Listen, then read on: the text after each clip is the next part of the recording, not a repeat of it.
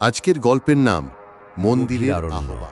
বৃষ্টি যেন বিধাতার ফোঁস, অবিরাম আছড়ে পড়ছে শত সহস্র প্রাচীন বৃক্ষের মগডালে পাতালে। এই নির্জন ঘুটঘুটে অন্ধকারে আশিস মিত্রের লণ্ঠনের ম্লান আলোটুকু যেন এক জোনাকির আর্তনাদ। কাঁধে ঝোলানো ব্যাগ, ভিজে চাদর আর বুট জুতো কাদায় মাখামাখি। প্রতিটি পদক্ষেপ যেন শতাব্দীর ঘুম ভাঙিয়ে এক নতুন অভিশাপকে ডেকে আনছে। তার বয়স 50 ছুঁই ছুঁই। অভিজ্ঞ চোখে জীবনের বহু জটিল রহস্যের জট খুলেছেন, কিন্তু আজ এই অরণ্যের গভীরে এসে তার সুদৃঢ় যুক্তিবাদী মনেও চঞ্চলতা দেখা দিয়েছে। গ্রামের মানুষজন স্বনির্বন্ধ অনুরোধ করেছিল, কর্তা, ওই ফিসফিসানি মন্দিরে যাবেন না, ও অভিশপ্ত জায়গা, ওখানে যারা যায় তারা আর ফেরে না, আর ফিরলেও প্রাণ থাকতেও তারা মৃত। তাদের কণ্ঠস্বরে ছিল প্রাচীন এক ভয়ের প্রতিধ্বনি, যা আশিস তার গবেষণার ফাঁকে বহুবার শুনেছেন। কিন্তু তার পাণ্ডিত্যপূর্ণ মন সেসবকে কুসংস্কারের তকমা দিতেই অভ্যস্ত। ফিসফিসানি মন্দির এক কিংবদন্তি, যা প্রাচীন পুঁথি আর লোককথায় বারবার এসেছে। কথিত আছে সে মন্দির নাকি প্রবেশকারীকে জ্ঞান দান করে, এমন জ্ঞান যা মানবজাতির ধারণারও অতীত। প্রজ্ঞা, ক্ষমতা, আধ্যাত্মিক মুক্তি সব কিছুর প্রতিশ্রুতি দেয় সেই মন্দিরের ফিসফিসানি। আর আশিস জীবনের এই পড়ন্ত বেলায় সেই অলৌকিক জ্ঞানপ্রভাকে এই নিশ্চিদ্র অন্ধকারে অবিরাম বৃষ্টি আর স্যাঁতস্যাঁতে মাটির গন্ধ যেন এক অলৌকিক মায়া তৈরি করছে। নিছকই বৃষ্টিপাত নাকি অন্য কিছু? বাতাসের প্রতিটি ফিসফিস যেন কোনো অশরীরী কণ্ঠের অস্ফুট গুঞ্জন। গাছের ছায়ারা যেন মানুষের রূপ ধরে মুহূর্তেই মিলিয়ে যায়। আশিসের মন ক্রমেই ধন্ধে ডুবে যাচ্ছে। এই জঙ্গল তাকে প্রজ্ঞা দিতে চায়, নাকি তার অবশিষ্ট মনুষ্যত্বটুকু কেড়ে নিতে চায়? আরও গভীরে যেতেই আবহাওয়া আরও ভয়াবহ হয়ে উঠল। বিদ্যুতের ক্ষণিকের ঝলকানিতে দেখা গেল শত সহস্র বছরের পুরনো সব বৃক্ষ যেন এক একটি প্রাগৈতিহাসিক দানব। তাদের বিশাল শাখা প্রশাখা অদ্ভুতভাবে আঁকাবাঁকা। দেখলে মনে হয় যেন আকাশ পানে প্রার্থনাকারী শত শত হাত। গাছের ছালগুলো শ্যাওলা আর পরজীবী লতাবেষ্টিত, যেন প্রাগৈতিহাসিক কোনো জীবন্ত মূর্তির ত্বক। মাটির নিচে হাজার বছরের পুরনো শিকড়গুলো সাপের মতো কিলবিল করে বেরিয়ে এসেছে, অন্ধকারে সামান্যতম দৃশ্যমান। বর্ষার তীব্রতায় পথঘাট প্রায় অদৃশ্য। লণ্ঠনের আলোয় মাঝে মাঝে কেবল চোখে পড়ছে শ্যাওলা ঢাকা পাথরের টুকরো। আশিস অনুভব করলেন, এই অরণ্য কেবল গাছপালা আর জীবজন্তুর সমাহার নয়, এর নিজস্ব এক সত্তা আছে, এক প্রাচীন আত্মা, যা শতাব্দীর পর শতাব্দী ধরে নীরবে মানুষকে আরো নিস্তব্ধ হয়ে এলো। বৃষ্টির শব্দ ছাড়া আর কোনো ধ্বনি নেই। পাখির ডাক নেই, পোকামাকড়ের শব্দ নেই, এমনকি বাতাসের শনশন শব্দ থেমে গেছে। এই নিস্তব্ধতা যেন নিজেই এক ধ্বনি, এক চাপা গুঞ্জন। আর তখনই প্রথমবার আশিস শুনলেন সেই ফিসফিসানি। প্রথমে তা ছিল বাতাসের হালকা শো শো শব্দের মতো, কিন্তু ধীরে ধীরে তা এক ছন্দময় অস্ফুট বাক্যে পরিণত হতে থাকল, যেন শত শত কণ্ঠস্বর একসঙ্গে কথা বলছে, কিন্তু কোনো একটি শব্দ আলাদা করে বোঝা যাচ্ছে না। ভাষা বোঝা না গেলেও সেই ফিসফিসানি মনকে ছুঁয়ে যাচ্ছিল। তা যেন আশিসের অন্তরের গভীরতম কামনা, দীর্ঘদিনের অপ্রকাশিত ইচ্ছাগুলোকে উস্কে দিচ্ছিল। মনে হচ্ছিল কেউ তাকে ডাকছে একটি নির্দিষ্ট গন্তব্যের দিকে। কয়েক ঘন্টা নাকি কয়েক যুগ কেটে গেছে, আশিস আর খেয়াল করতে পারেননি। সময়ের ধারণা তার কাছে অর্থহীন হয়ে পড়েছে। অবশেষে ঘন জঙ্গলের বুক চিরে হঠাৎই আলোর ঝলকানিতে চোখে পড়ল এক বিশাল কালো আকৃতি। বৃষ্টিস্নাত নিকষ কালো পাথরের এক সুবিশাল মন্দির যেন অরণ্যের গভীরতম রহস্যকে বুকে আগলে রেখেছে। মন্দিরটি জীর্ণ, ভগ্নপ্রায়, তার চূড়াগুলো ভেঙে পড়েছে, দেওয়ালগুলো শ্যাওলায় ঢাকা, লতাগুল্মে আবৃত, কিন্তু তার প্রাচীন স্থাপত্যের মধ্যে এক অদ্ভুত গুরুগম্ভীর মহিমা লেগে আছে। মনে হয় না এটি মানুষের তৈরি, যেন শত সহস্র বছর ধরে প্রকৃতি দরজার নিজেই অস্তিত্ব একে গড়ে তুলেছে। লতা গুল্মের আস্তরণে প্রায় বিলীন। আশিস একপাশে সরাতেই একটি সরু পথ দেখা গেল। ভেতরে নিকষ অন্ধকার। বৃষ্টির শব্দ এখানে অনেকটাই স্তিমিত, কিন্তু ফিসফিসানি আরও স্পষ্ট, আরও জোরালো হয়ে উঠেছে। এইবার মনে হচ্ছে যেন কণ্ঠগুলো তার ঠিক কানের পাশেই কথা বলছে, প্রতিটি শ্বাস প্রশ্বাসের সাথে মিশে যাচ্ছে। আশিস ভেতরে প্রবেশ করলেন। ভেতরের বাতাস ভারী, স্যাঁতস্যাঁতে, হাজার বছরের পুরনো ধূপের গন্ধ যেন মিশে আছে। আলো আধারিতে মন্দিরের বিশালাকার স্তম্ভগুলো ভুতুড়ে দেখায়। মাঝখানে একটি ভাঙা বেদি, তার উপরে কোনো বিগ্রহ নেই, কেবল একটি কালো পাথরের খণ্ড। ফিসফিসানি এখানে যেন এক জীবন্ত সত্তা। তা কেবল একটি আওয়াজ নয়, এটি এক অনুভূতি যা আশিসের মস্তিষ্কের প্রতিটি কোষে প্রবেশ করছে। আশিস, আশিস মিত্র। কণ্ঠস্বরগুলি এবার তার নাম ধরে ডাকছে, সম্মিলিত এক অতিলৌকিক ভাষায়। তিনি স্তম্ভিত হয়ে গেলেন। তার নাম! বাইরের জগতের কেউ তার নাম জানে না। চাও, এই জঙ্গলে প্রজ্ঞা তিনি চাও, একাকী। জীবনের অর্থ জানতে চাও। আছো তুমি সেই পথে? ফিসফিসানি এবার আরও স্পষ্ট। শত শত পুরুষ ও নারীর কণ্ঠস্বর একে অপরের সঙ্গে মিলেমিশে একাকার, যেন এক প্রাচীন অর্কেস্ট্রা। আমরা জানি তোমার অন্তরে কি আছে, তোমার অতৃপ্ত বাসনা কি।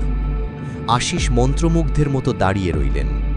তার মনে হলো এই কণ্ঠস্বরগুলো যেন তার প্রতিটি ভাবনাকে পড়তে পারছে, তার প্রতিটি স্বপ্নকে চিনতে পারছে। তার জীবনের প্রতিটি প্রশ্ন, প্রতিটি অনুশোচনা যেন এক এক করে উঠে আসছে তার মনে। আমরা তোমাকে সব দেব, সব জানাব। ফিসফিসানি এবার প্রলোভনের সুরে কথা বলছে, কিন্তু তার আগে তোমাকে আমাদের মূল্য পরিশোধ করতে হবে। আশিস অবাক হয়ে প্রশ্ন করলেন, কি মূল্য চাও তোমরা? সোনা, হিরে, আমার প্রাণ? তার কণ্ঠস্বরে ভয় মেশানো কৌতূহল। ফিসফিসানিগুলো হাসল, এক ভয়ঙ্কর শীতল হাসি যা তার মেরুদণ্ড দিয়ে এক হিমশীতল স্রোত বইয়ে দিল। তোমার প্রাণ? না, তোমার প্রাণ আমাদের কাছে মূল্যহীন। আমরা তার থেকে অনেক গভীর হয়ে উঠল। ফিসফিসানিগুলো তীব্র থেকে তীব্রতর হয়ে এক হিংস্র গুঞ্জনে পরিণত হলো। দেয়ালের শ্যাওলাগুলো যেন নড়াচড়া করতে শুরু করলো। পাথরের ফাটল থেকে বেরিয়ে আসছিল কালো, সান্দ্র তরল, যা রক্তের মতো দেখায়।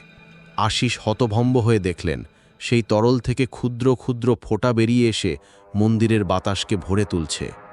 আমরা চাই তোমার সত্তা, তোমার আত্মপরিচয়, তোমার স্মৃতি, তোমার প্রতিটি অভিজ্ঞতা।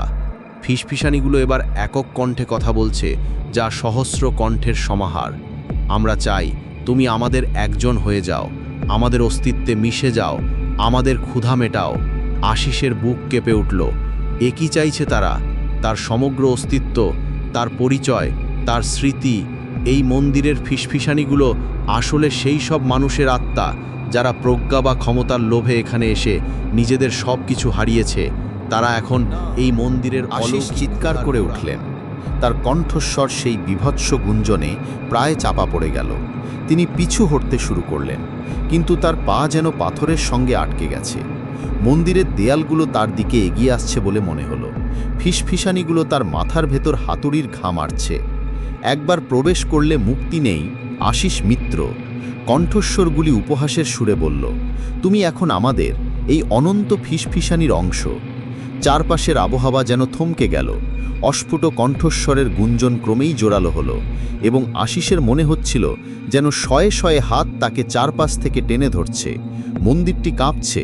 প্রতিটি ইটের ফাটল থেকে বেরিয়ে আসছে এক বিচিত্র কালো তরল, যা মেঝেতে জমাট বাঁধছে। আশিস দেখলেন, এই তরলের মধ্যে ভেসে আছে অগণিত মানুষের অস্পষ্ট মুখ। তাদের চোখে অনন্ত যন্ত্রণা আর মুক্তির এক চাপা আরতি। তিনি বুঝতে পারলেন, এই মুখগুলো তাদের, যারা একদিন তার মতোই প্রজ্ঞার খোঁজে এই মন্দিরে এসেছিল, আর এখন তাদের আত্মপরিচয় এই মন্দিরের অভিশাপের অংশ। তার জীবনের প্রতিটি মুহূর্ত, প্রতিটি স্মৃতি, প্রতিটি গোপন আকাঙ্ক্ষা নিয়ে কথা বলতে লাগলো। তার ছোটবেলার হাসিমুখ, তার প্রথম প্রেম, তার ব্যর্থতা, তার উচ্চাকাঙ্ক্ষা, সব কিছু যেন তীব্র ব্যঙ্গনায় তার মস্তিষ্কের মধ্যে ঘুরপাক খেতে লাগল। তিনি যেন নিজের জীবনের একটি ফ্ল্যাশব্যাকে আটকা পড়েছেন, কিন্তু প্রতিটি স্মৃতিই বিকৃত, প্রতিটি দৃশ্যই পীড়াদায়ক। তুমি একাকী ছিলে, আশিস মিত্র, ফিসকিসানিগুলো বলল। আমরা তোমাকে নিঃসঙ্গতা থেকে মুক্তি দেব। তুমি এখন আমাদের অংশ। তোমার প্রতিটি ভাবনা, প্রতিটি অনুভূতি আমাদের হবে, আর আমাদের প্রতিটি যন্ত্রণা, প্রতিটি অতৃপ্তি তোমার হবে। আশিসের বুক ঢিপ ঢিপ করছিল।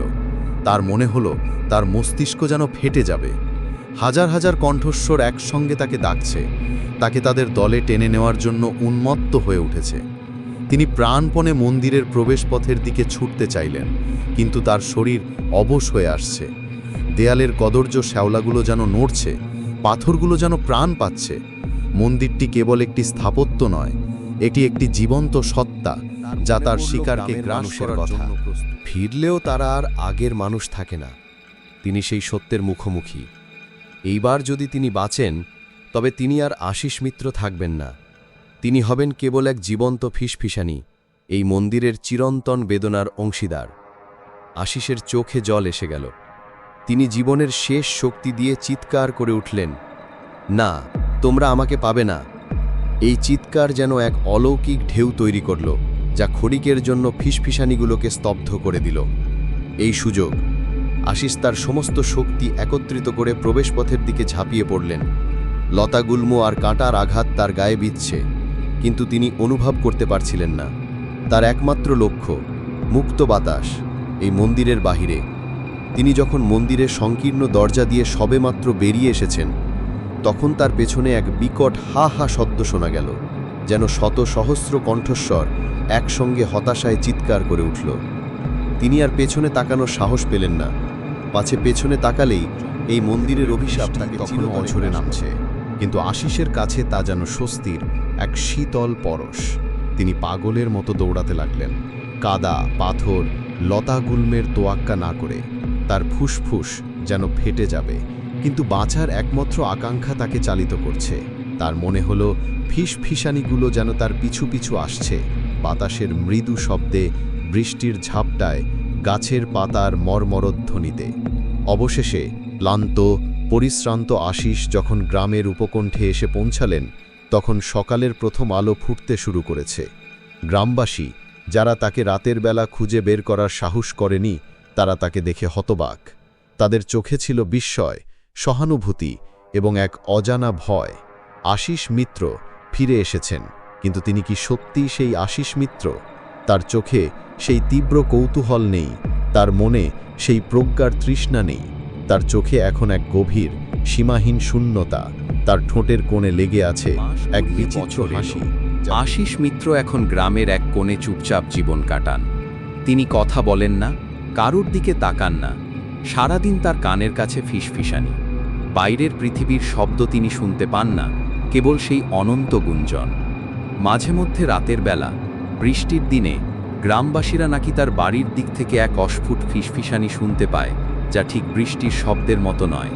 যেন অনেক মানুষ একসঙ্গে কথা বলছে, কিন্তু তাদের ভাষা বোঝা যাচ্ছে না। গ্রামের মানুষ জানে আশিস মিত্র সেই অভিশপ্ত মন্দির থেকে বেঁচে ফিরে এসেছেন, কিন্তু তারা আরও জানে তার প্রাণটা সেখানেই লয়ে গেছে, সেই অনন্ত ফিসফিসানির অংশ হয়ে। ফিসফিসানি মন্দিরের কিংবদন্তি আরও গাঢ়, আরও ভয়ঙ্কর হয়ে উঠল। আর আশিস মিত্র, এককালে যিনি ছিলেন যুক্তিবাদী পণ্ডিত, এখন তিনি নিজেই সেই কিংবদন্তির এক জীবন্ত অংশ, প্রজ্ঞার খোঁজে বেরিয়ে চরম মূল্য দিয়ে আসা এক অভিশপ্ত মানুষ। তার চোখ দুটোতে এক অনন্ত শূন্যতা খেলা করে, আর তার ভেতরে অবিরত চলেছে সেই ফিসফিসানি, যা তাকে অনন্তকাল ধরে তাড়া করে চলবে, যেন এক যুগান্তকারী মিথের চরম পরিণতি।